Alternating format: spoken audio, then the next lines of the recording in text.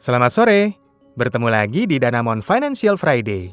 Apa yang membuat Anda takut untuk memulai investasi? Tahukah Anda, informasi yang sering kita dengar ternyata banyak yang hanya mitos saja. Kali ini, Danamon Financial Friday bersama Ken Henderson, founder dari GatherRich, akan membahas mengenai fakta-fakta di balik mitos investasi. Banyak masyarakat jadi korban investasi bodong. Atau investasi saham dianggap judi. Itu semua cuma mitos. Mitos muncul dari orang-orang yang nggak ngerti sebenarnya investasi itu apa. Nah, dalam personal finance dan investing, banyak banget istilah yang muncul dan mitos-mitos yang muncul karena pengalaman-pengalaman yang kita dengar dari orang lain dan belum tentu kita sendiri alamin, dan mereka ngalamin hal-hal yang buruk.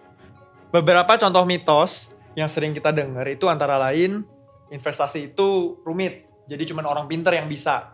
Investasi butuh modal besar, jadi cuma orang kaya doang yang bisa. Investasi itu resikonya tinggi, jadi duit kita bisa habis atau hilang. Investasi itu menyita waktu, jadi harus dipantengin terus. Investasi urusan orang tua, kita yang anak muda mendingan nanti aja lah. Yang paling parah, banyak orang mikir kalau investasi itu bikin cepat kaya.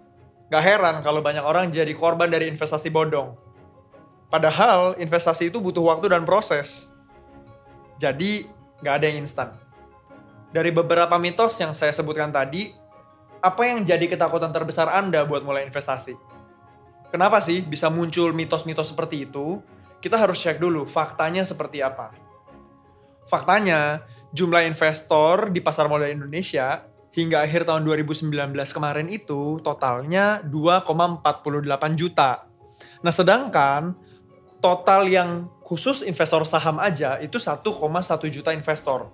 Artinya, rasio investor tersebut kurang dari 1% jumlah penduduk Indonesia. Sedangkan, kalau kita bandingkan dengan di negara maju, jumlah investornya itu rasionya 20% daripada jumlah penduduk. Banyaknya mitos soal investasi, ini bikin jumlah investor kita semakin sedikit. Nah, padahal faktanya kan nggak gitu. Investasi produk keuangan tuh mudah, zaman sekarang bisa lewat handphone aja. Kayak misalkan mau buka deposito, bisa pakai handphone juga. Terus investasi, itu bisa dimulai dari nominal yang rendah juga. Kayak contohnya nih, beli reksadana di agen perantara, kayak misalkan lewat Bank Danamon gitu ya. Produk investasi juga ada yang syariah loh. Contoh, reksadana syariah, saham syariah juga ada. Dan hal ini semuanya sudah dipantau sama Dewan Syariah Nasional Majelis Ulama Indonesia. Nah, biar kita nggak kemakan sama mitos-mitos yang kayak tadi nih, apa yang harus kita lakukan? Pertama, kita harus rajin baca. Jadi dengan baca ini kita lagi melakukan riset sebenarnya. Jangan gampang percaya kata orang lain bagaimana pengalaman mereka tentang investing, karena bisa jadi hasilnya mereka itu beda dengan kita. Karena apa yang dia lakukan bisa jadi hasilnya negatif, terus mereka ngomong ke orang lain negatif karena sebenarnya mereka nggak baca dulu gitu. Mereka nggak melakukan analisa sebelum mereka investasi. Terus, kita juga harus rajin buat update informasi soal keuangan dan investasi dengan mengikuti program Danamon Financial Friday. Selanjutnya, kita harus paham juga mengenai 3 pilar investasi. Yang pertama adalah di mana posisi kita sekarang. Jadi kondisi keuangan kita saat ini tuh bagaimana. Berikutnya adalah kita harus tahu nih profil risiko kita apa. Kalau kita profil risknya ternyata low, terus kita masuknya ke investasi yang high risk, pasti nggak cocok gitu. Jadi profil risk itu ada 3. Ada yang low risk, ada yang medium risk, ada yang high risk. Kalau yang low risk cocoknya apa sih? Emas, USD. Nah, yang medium gimana? Kalau yang medium risk cocoknya masuk ke reksadana. Terus berikutnya yang high risk gimana? High risk saham ataupun bursa komoditas. Nah, setelah kita udah tahu nih kita punya profil risk seperti apa, nah kita jadi bisa ngukur kira-kira kita cocoknya masuk yang mana nih. Dengan kita udah masuk ke situ dan kita sudah tahu profil risk kita, jadi kita mulai tahu ekspektasi kita apa. Kan ada pepatah yang bilang high risk, high return, low risk, low return. Dengan kita tahu ekspektasinya, kita jadi nggak mudah kecewa. Gitu. Terus pilar ketiga, yaitu tujuan finansial kita nih. Nah, dengan kita udah tahu tadi profil risk, terus ekspektasinya seperti apa, kita cocokin juga sama tujuan keuangan kita kan. Gini, kalau saya percaya uang itu sebenarnya cuma alat doang.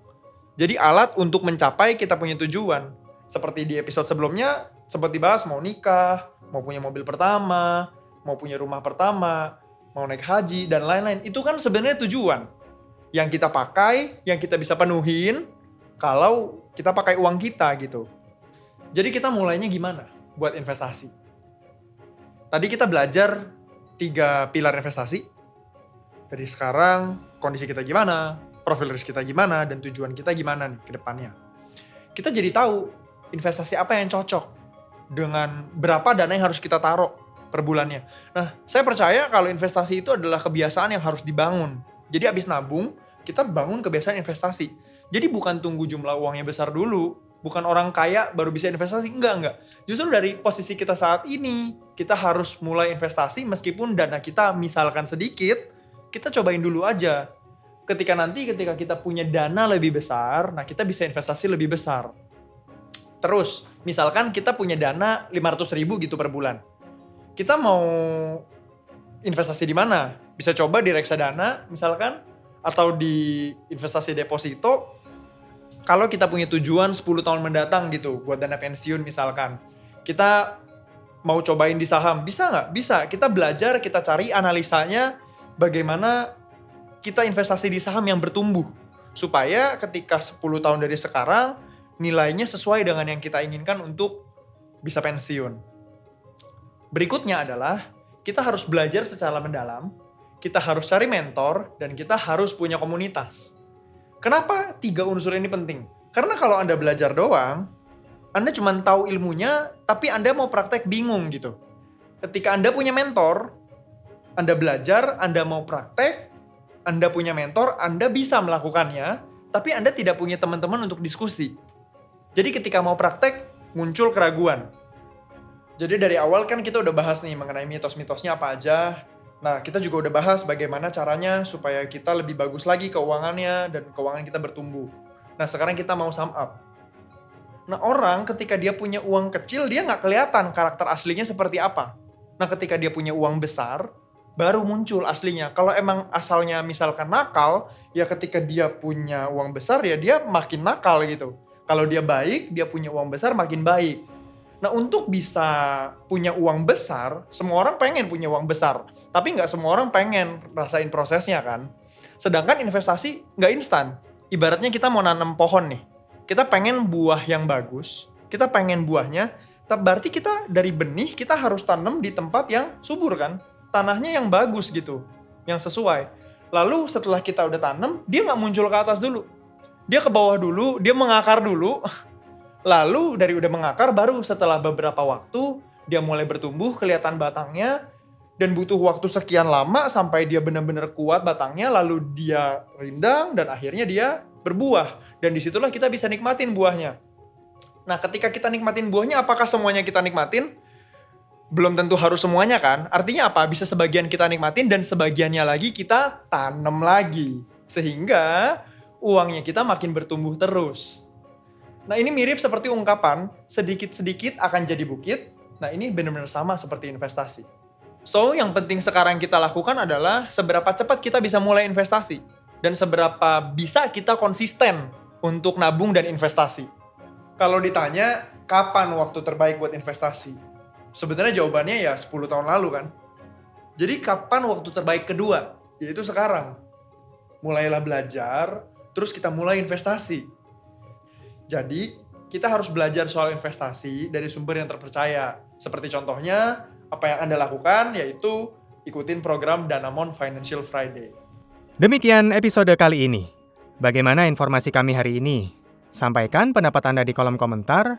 Jangan lupa juga untuk subscribe dan nyalakan notifikasi di channel kami. Sampai jumpa di Danamon Financial Friday berikutnya. Terima kasih.